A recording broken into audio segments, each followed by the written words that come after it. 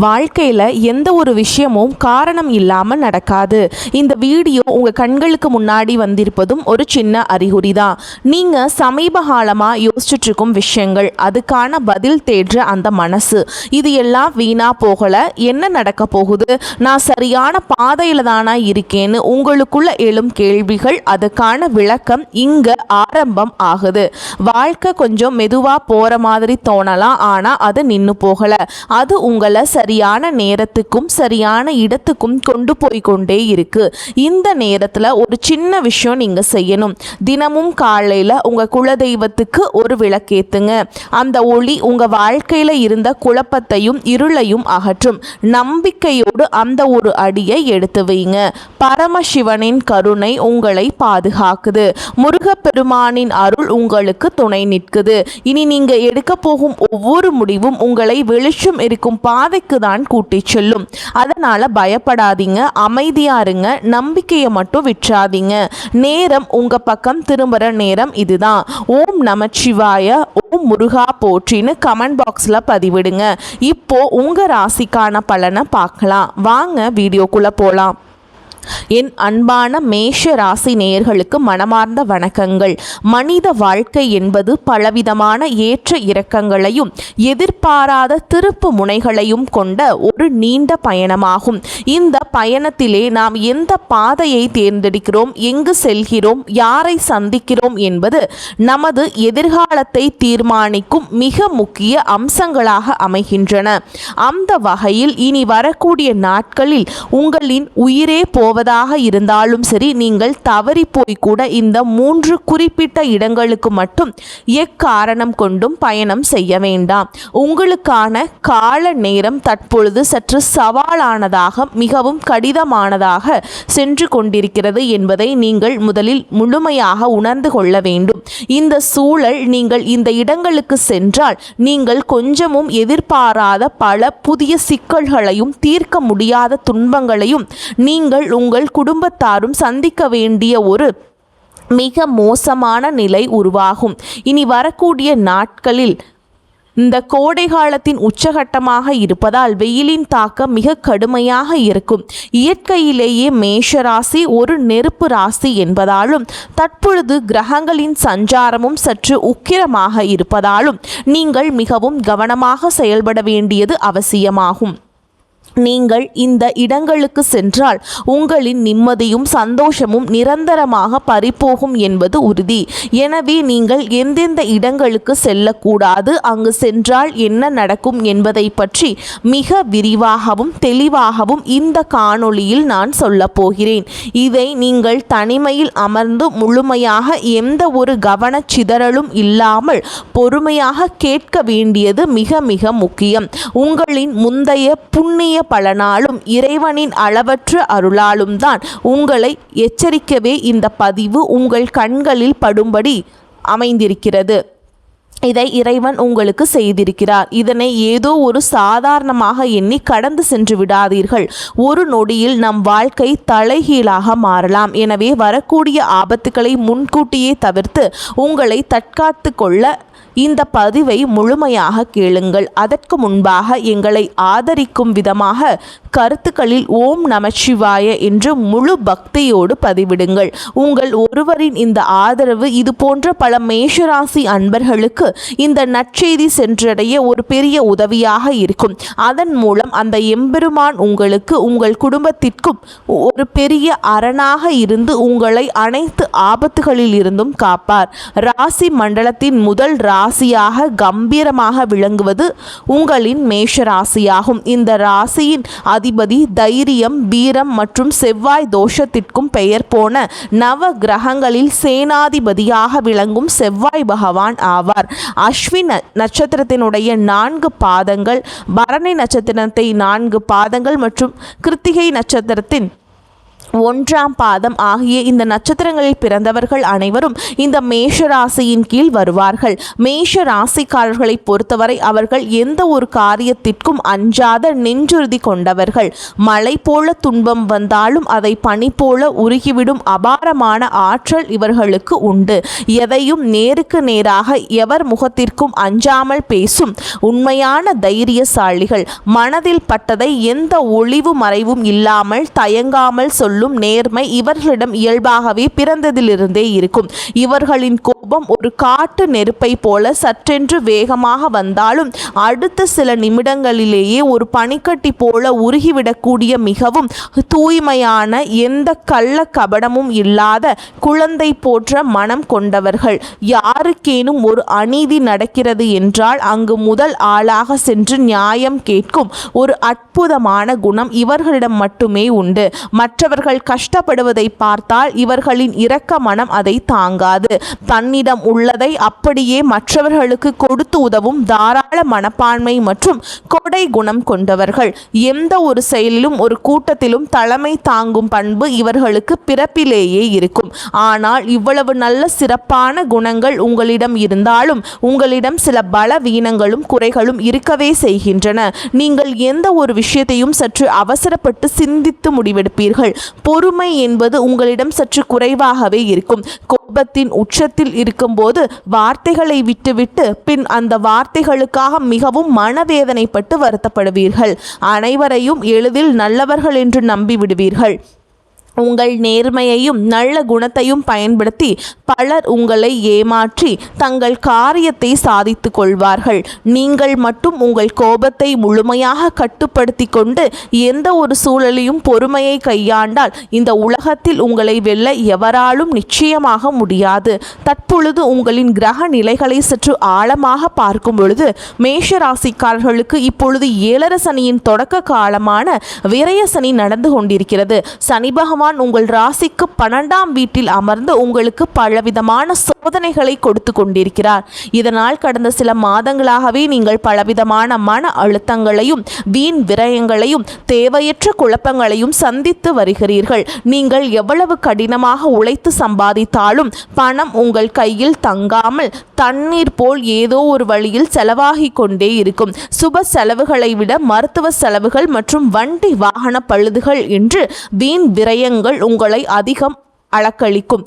நீங்கள் ஒருவருக்கு மிகவும் நல்லது நினைத்து ஒரு உதவியை செய்தாலும் அது கடைசியில் உங்களுக்கு தீமையாகவே மற்றும் ஒரு கெட்ட பெயராகவே வந்து முடியும். உங்களுக்கு மிகவும் நெருக்கமானவர்களே உங்கள் சொந்த உறவினர்களே உங்களுக்கு எதிராக செயல்படுவது போன்ற சூழல்கள் உருவாகி உங்களை மனதளவில் பெரிதும் காயப்படுத்தி இருக்கும்.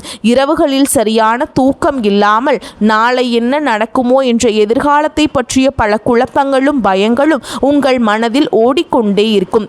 இப்படிப்பட்ட ஒரு மிகவும் கடினமான மனதிற்கு சோர்வை தரும் காலகட்டத்தை தான் நீங்கள் இப்பொழுது கடந்து வந்து கொண்டிருக்கிறீர்கள். உங்களை சுற்றியுள்ள மனிதர்களின் உண்மையான சுயரூபத்தை இறைவன் உங்களுக்கு இப்பொழுது தெள்ள தெளிவாக காட்டிக் கொண்டிருக்கிறார். இந்த நேரத்திலேயே நீங்கள் எடுக்கக்கூடிய ஒவ்வொரு அடியையும் மிக மிக கவனமாக பொறுமையாக எடுத்து வைக்க வேண்டும். இந்த ஒரு நெருக்கடியான சூழலில் தான் நாம் மேலே குறிப்பிட்ட இனி வரக்கூடிய நாட்களில் உங்களுக்கு மிகவும் முக்கியத்துவம் வாய்ந்தவையாகவும் எச்சரிக்கையாகவும் அமைகின்றன. இனி வரக்கூடிய நாட்களில் உங்களுக்கு பலவிதமான பயணங்கள் மேற்கொள்ளும் சூழல்கள் கட்டாயமாக உருவாகலாம். உங்களுக்கு மிகவும் நெருங்கிய உறவினர்கள் அல்லது ஆருயிர் நண்பர்கள் உங்களை கட்டாயப்படுத்தி வற்புறுத்தி சில குறிப்பிட்ட இடங்களுக்கு அழைக்கலாம். ஆனால் நீங்கள் உங்கள் மனம் கலங்கி நீங்கள் மனதை கல்லாக்கி கொண்டு உறுதியாக இனி வரக்கூடிய நாட்களை செலவழிப்பது ரொம்ப நல்லதுங்க. நீங்கள் சில இடங்களுக்கு செல்வதை முற்றிலும் தவிர்த்தே ஆக வேண்டும். அப்படி இல்லை என்றால் உங்களின் கையில் இருக்கும் பணமும் உங்களின் மன நிம்மதியும் ஒரே நேரத்தில் பறிபோகும் ஒரு துரதிர்ஷ்டவசமான நிலை நிச்சயமாக உருவாகும். இதில் நீங்கள் செல்லக்கூடாத முதலிடம் எதுவென்றால் உங்களை சுற்றி எப்போதும் எதிர்மறையான எண்ணங்களை விதைக்கும் மனிதர்கள் மற்றும் உறவினர்கள் இருக்கும் இடமாகும். மேஷராசிக்காரர்கள் இயல்பாகவே மற்றவர்கள் கஷ்டம் என்று சொன்னால் துடிதுடித்து உடனடியாக உதவி செய்ய ஓடும் தன்மை கொண்டவர்கள். ஆனால் இந்த உலகத்திலேயே சில மனிதர்கள் இருப்பார்கள். அவர்கள் எப்பொழுதும் தங்கள் வாழ்க்கையை பற்றி ஒரு குறை மட்டுமே கூறிக்கொண்டிருப்பார்கள். அவர்கள் வீட்டில் சுபகாரியங்கள் நடந்தாலும் அதில் உள்ள குறைகளை மட்டுமே பேசி பேசி மற்றவர்களையும் சோர்வடைய செய்வார்கள். என் வாழ்க்கையில் எல்லாமே முடிந்துவிட்டது, இனி எனக்கு எந்த நன்மையும் நடக்காது என்று ஒரு கடுமையான விரக்தியான மனநிலையிலேயே எப்பொழுதும் பேசுவார்கள். நீங்கள் ஏற்கனவே விரயசனையின் தாக்கத்தால் ஒருவித மனச்சோர்வுடன் இருக்கும் இந்த நேரத்திலேயே அப்படிப்பட்டவர்களிடம் சென்று ஆறுதல் சொல்லலாம் என்று அமர்ந்தால் அவர்களின் அந்த கடுமையான எதிர்மறை ஆற்றல் உங்களை முற்றிலுமாக தொற்றிக்கொள்ளும். உங்களின் இயல்பான அந்த அபாரமான தைரியம் மற்றும் சுறுசுறுப்பு முற்றிலும் மங்கிப்போய் உங்களுக்கும் அவர்களைப் போலவே ஒருவித மன அழுத்தம் மற்றும் வாழ்க்கையின் மீது ஒரு வெறுப்பு உருவாகிவிடும். அதன் பிறகு உங்கள் சொந்த வேலைகளில் உங்களால் முழுமையாக கவனம் செலுத்த முடியாமல் போய் பெரிய நஷ்டங்களை சந்திக்க நேரிடும்.